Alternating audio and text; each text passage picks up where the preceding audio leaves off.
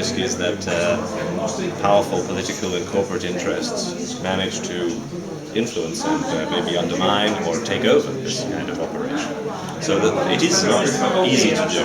It needs resources, and it needs to be cleaner than clean. It needs to be pure, and that is difficult to achieve. So that would be my worry if I was trying to set this up. And I wish Renner great success in doing it, because I think it's an excellent idea. But no one should pretend that it's easy to establish it. The Annenberg, the tradition of big foundations like the Annenberg Public Policy Foundation in the United States is such a different one. And the kind of philanthropy that there is in the United States provides resources for this kind of activity that don't exist in very many other countries, and certainly don't exist easily in Italy. Okay, thanks.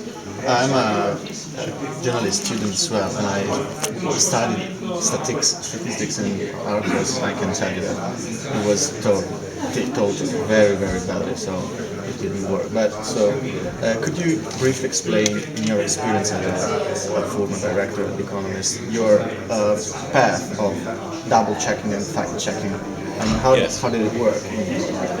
Okay, really, every article was subject to two important layers of fact-checking, plus two others. The important layers were: one, the editor of that page, that section of the magazine, was held responsible for the rigorous thinking and for the accuracy in general of the articles there. And they did the first layer of questioning and fact-checking that James said about ringing up and asking questions about what they've said in the article. The second layer is that we have a research department whose job is to provide and find all the statistics for the magazine, the statistics we publish, the charts and so forth, but also to check every fact that they can check in the magazine. So they get all the articles on a Thursday morning, or earlier if they're available, and they try to go through them fact by fact, checking back to other sources, back to original sources. They ask the journalist, what is the source for this, what is the source for that, and try and check everything. So there's a team, mainly in London, but also in some of the offices around the world, whose job it is to check statistics and to correct them if they are wrong. Okay, you are, as The Economist, are considered as the most unattackable, credible newspaper. Your creditworthiness is really, really high. And you also have an intelligence unit on your own, so I mean, you also publish there. So he is the president, but I still consider you as one of The Economist guys. That's kind of you. I'm a shareholder. But let me correct one thing. The intelligence unit is completely separate. Okay. So that isn't a resource for this purpose. Okay. They are, in a way, their own think tank and their own publishing company.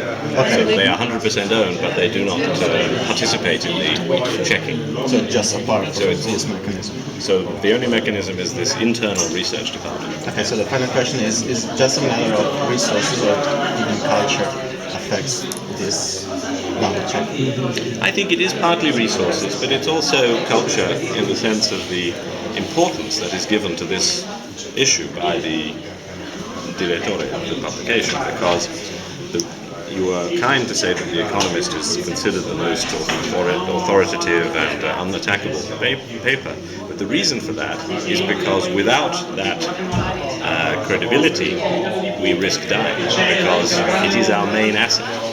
So that any editor, any direttore of The Economist must make sure that we do not make mistakes, because we don't have that very many journalists. We are a small team of very good people, but if we start to make mistakes, show that we're politically biased with our data, erode our sense of reliability, The Economist could die very quickly, because the main reason for reading The Economist is because people believe it.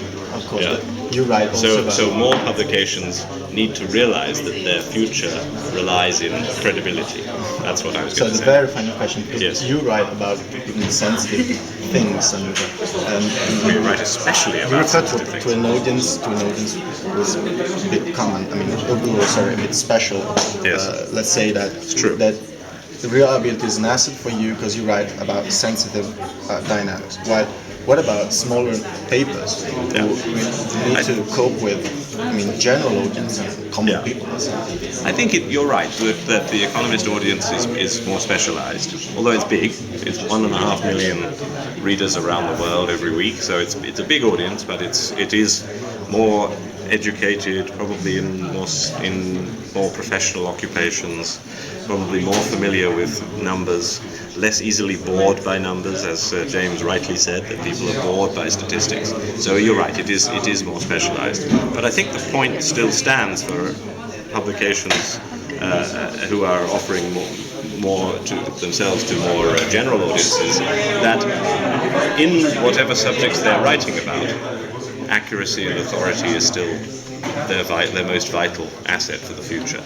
Because if you can get information free of charge from Yahoo News and all of these things, and more and more and more on the internet, why would you trust this publication, even if it is for the central, for the common audience? I shot one question. Thank you. Pleasure. In Italy, we do not